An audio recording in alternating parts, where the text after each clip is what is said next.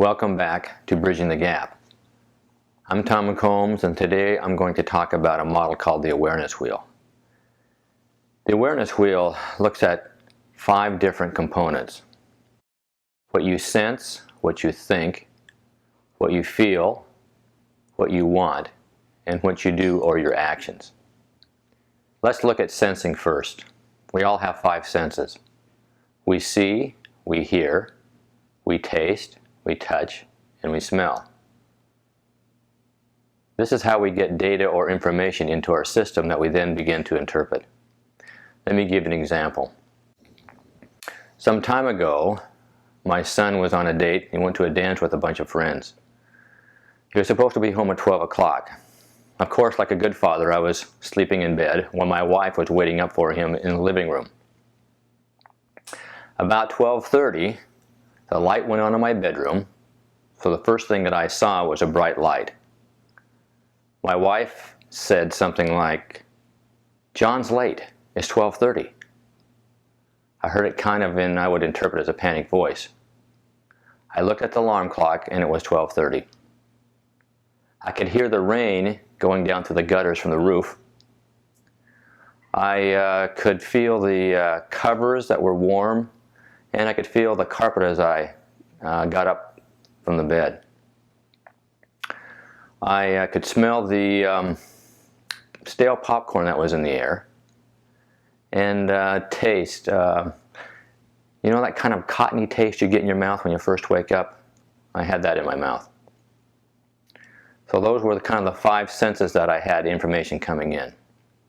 So let's look at thinking. How did I make sense out of that information? Our thoughts are our interpretations, our inferences, our judgments, opinions, insights, memories, dreams. That's how we make information or get meaning out of the things that we see or hear from our senses. In this case, some of my thoughts were, well, he's late, something must have happened. A memory, he had been in an accident before when it had rained. It was raining again. So he might have been in another accident. Feelings are our emotions. There are 5 broad categories of feelings: anger, happy, sad, afraid, and guilt. In this case, I was feeling a little irritated when I first got up because I didn't want to get up that time of night. Second, I was a little worried, concerned that something must have happened. And I remember pacing in the living room, and my wife said, who was sitting on the couch, what's wrong, honey? I said, well, I'm afraid something happened.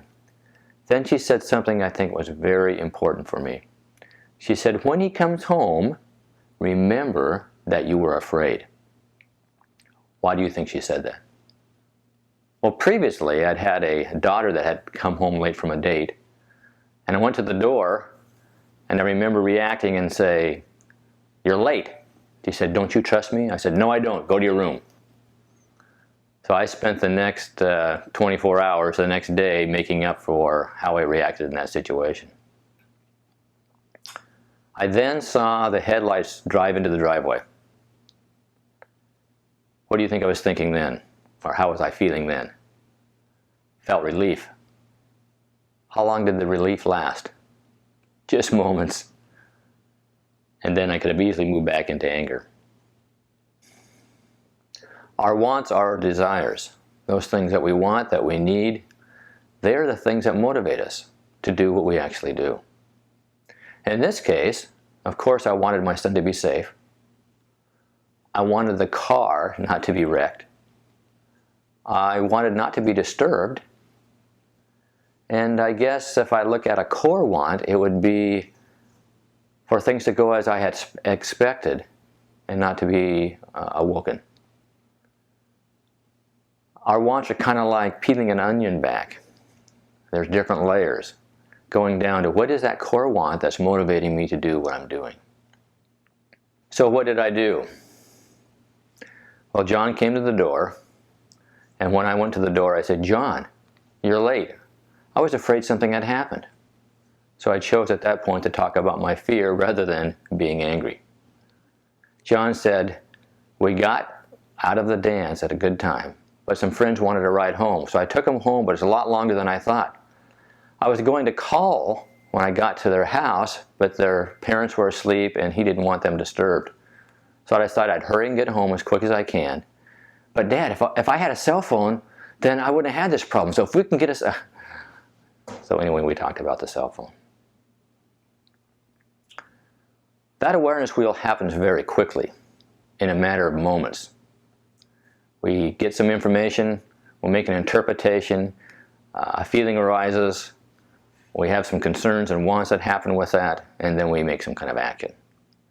Something else to think about. What does your awareness wheel look like? Does it have nice pieces of pie that are all the same shape, all 5 categories? No, probably not. In my case, I would say my sensing area is probably pretty small. I'm aware a lot more of my thoughts, so it's a pretty big piece of pie. My feelings and wants would be a small piece of pie, and then of course my doing would probably be a big piece of pie. If I look at my wife Diane's, her sensing would be small, her thinking would be small to moderate, her feeling would be much larger because she's more aware of her feelings and emotions. Wants would probably be small, and her doing would probably be pretty large. When you decide to look at your awareness wheel, you can find the strengths and weaknesses that are inside that awareness wheel and begin to improve and become more aware. The more aware we are of our internal state, the better choices we can make in relationships, deciding what information to share with each other. For example, I can share my intent, also my feelings as I begin to talk to someone. I could also share the impact on me. What I sensed or saw would be a behavior description, and then how I was feeling, or the impact I was having, and maybe what my wants were.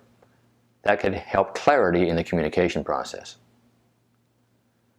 Awareness helps me make better choices rather than me being reactive. So, until next time, become more aware of your surroundings and your internal state so you can make better choices and decisions. And have a nice day.